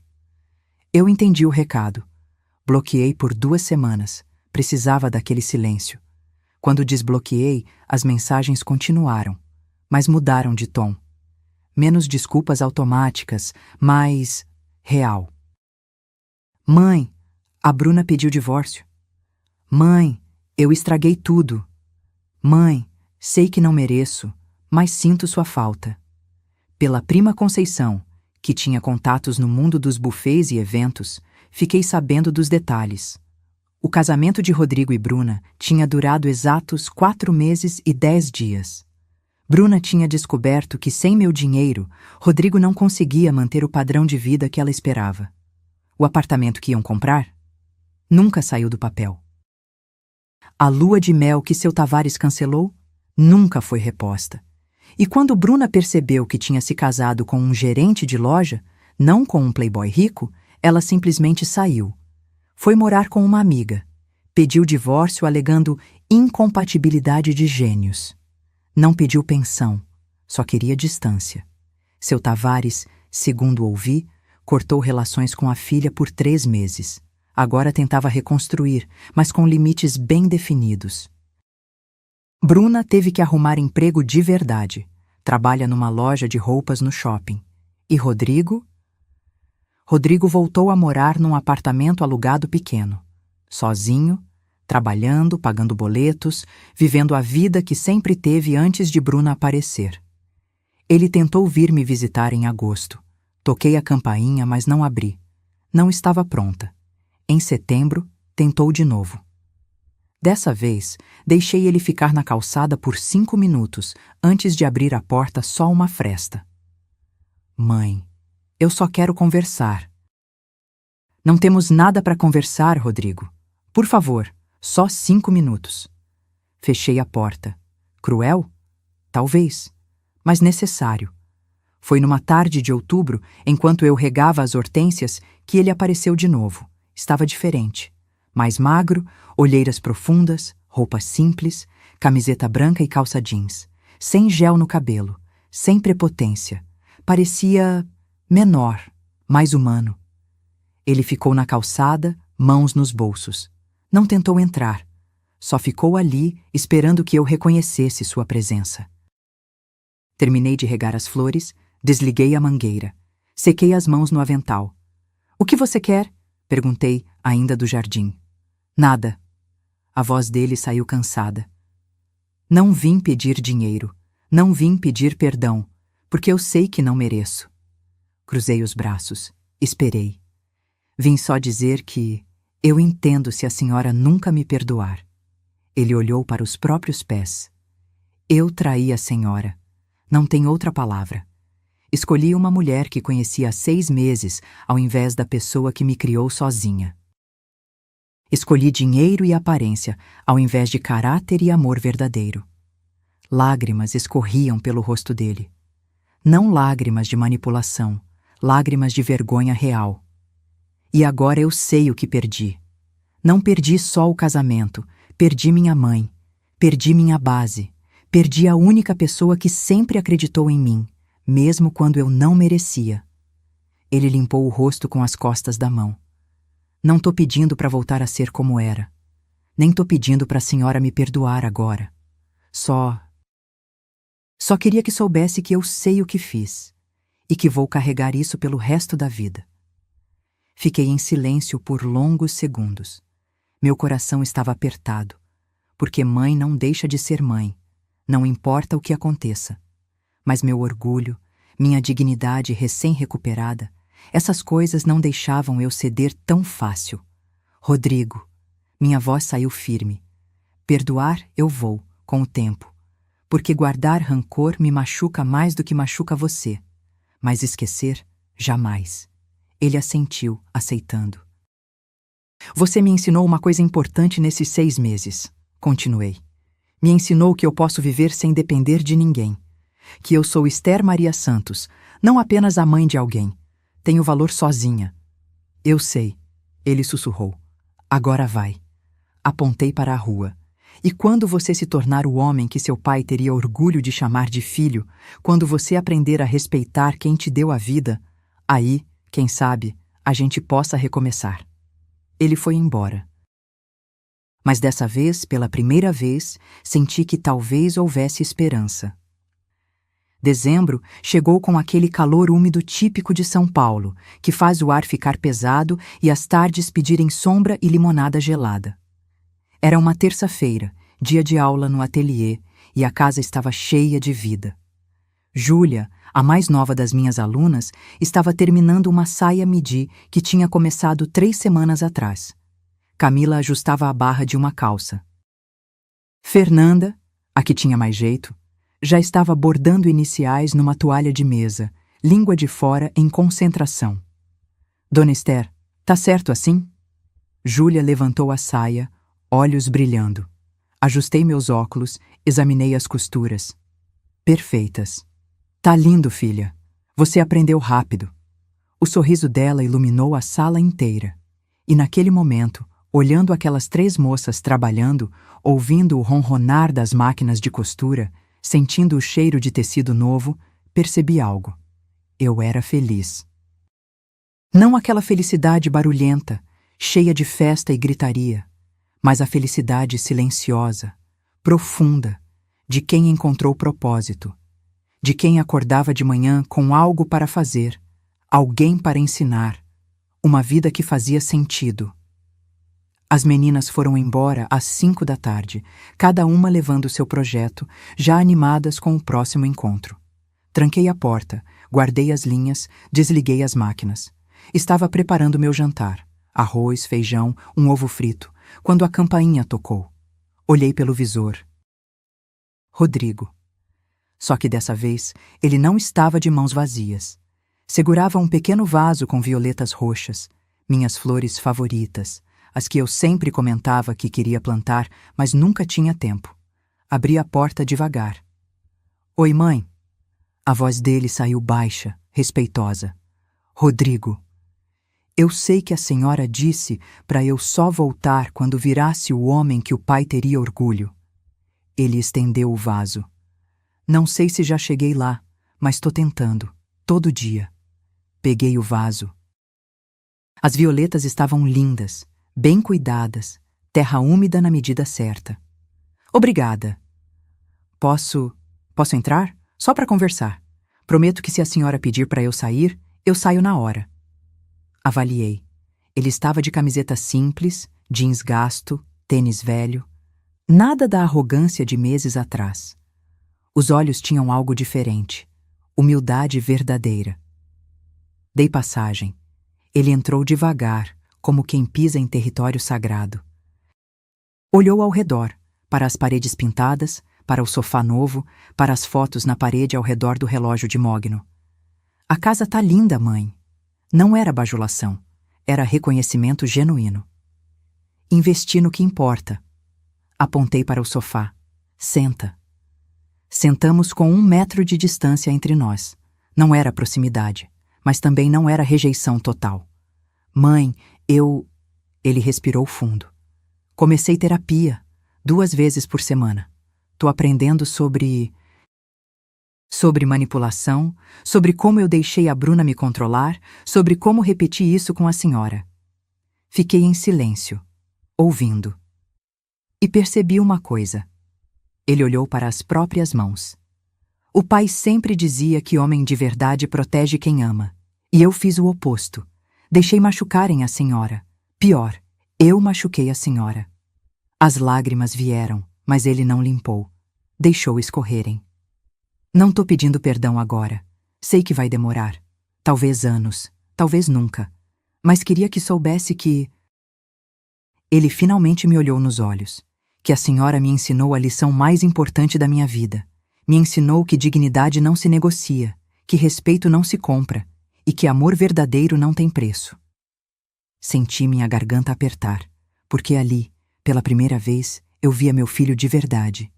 Não o menino mimado, não o marido manipulado, mas um homem adulto, quebrado, aprendendo. Rodrigo. Minha voz saiu suave, mas firme. O que eu fiz naquele casamento não foi vingança. Foi sobrevivência. Foi escolher a mim mesma depois de 68 anos, sempre escolhendo os outros. Eu sei. E se a gente vai reconstruir alguma coisa, vai ser com novas regras. Endureci o tom. Eu não sou seu banco, não sou sua empregada, não sou sua solução para problemas financeiros. Sou sua mãe, e mães merecem respeito. Concordo com tudo. Ele assentiu vigorosamente. Mãe, eu não vim aqui pedir dinheiro. Vim pedir permissão para fazer parte da sua vida de novo, aos pouquinhos. No ritmo da senhora. Olhei para aquele homem, meu filho, meu único filho, e senti algo mudar dentro de mim. Não era perdão completo ainda, mas era abertura. Era possibilidade. Tudo bem, falei finalmente. Você pode vir jantar, domingo, 12:00. Os olhos dele se iluminaram. Sério? Mas tem condições. Levantei o dedo. Você chega no horário. Você ajuda a lavar a louça. E se algum dia você vier me pedir dinheiro novamente, a porta se fecha. Para sempre, entendeu? Entendi. Ele se levantou, limpou o rosto. Mãe, obrigado, de verdade. Na porta, antes de sair, ele se virou uma última vez. A senhora era brega não. A senhora sempre foi elegante. Só tinha pessoas cegas demais para ver. Ele saiu. E eu fiquei ali, vaso de violetas na mão, coração pesado, mas esperançoso. Domingo chegou. 12:00 em ponto, a campainha tocou. Abri e lá estava Rodrigo, pontual, trazendo pão francês quentinho. Almoçamos na mesinha da cozinha. Arroz, feijão, bife acebolado. Nada especial, mas gostoso, feito com carinho. Conversamos sobre o trabalho dele, sobre minhas alunas, sobre o tempo. Nada profundo demais. Ainda estávamos nos conhecendo de novo. Depois do almoço, ele lavou a louça sem eu pedir. Secou cada prato, guardou no lugar certo e, quando terminou, veio até a sala onde eu estava regando as violetas que ele tinha trazido. Mãe, posso vir domingo que vem? Olhei para ele. E pela primeira vez em 8 meses, sorri de verdade para meu filho. Pode. Hoje, sentada na varanda da minha casa reformada, com minhas violetas floridas no jardim e o relógio de mogno marcando o tempo na sala, eu entendo uma coisa. Descobri aos 68 anos que amor não se compra com dinheiro. Respeito não se mendiga. E dignidade. Dignidade é a única herança que realmente importa. Rodrigo vem almoçar todo domingo agora. Trazemos, conversamos, às vezes brigamos quando ele esquece de fazer algo que prometi. Mas estamos reconstruindo, devagar, tijolo por tijolo.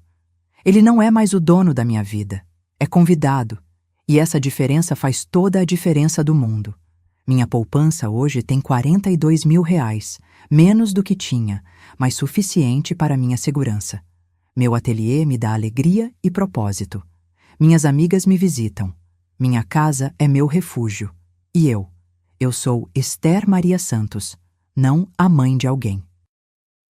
Não a velha brega, não o cofre com pernas. Sou eu, inteira, completa, digna. Quando te pedem para desaparecer da própria vida, às vezes é preciso fazer o inverso, aparecer de uma forma que nunca esqueçam. Não com gritos, não com ódio, mas com dignidade silenciosa que corta mais fundo que qualquer grito. Porque no final, a maior vingança não é destruir quem te machucou. É reconstruir você mesma. É se levantar, limpar as lágrimas e mostrar que você não precisa de ninguém para ser feliz.